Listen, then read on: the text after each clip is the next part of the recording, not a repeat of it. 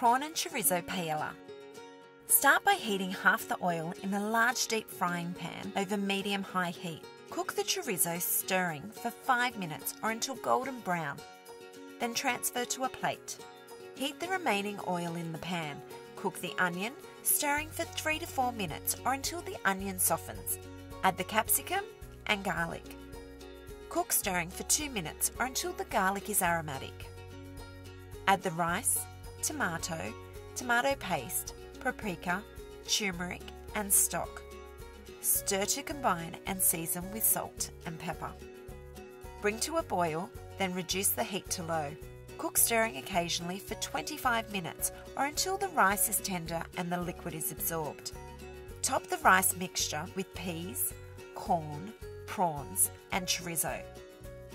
Cover with foil or a lid and cook for 5 to 7 minutes or until the prawns are heated through.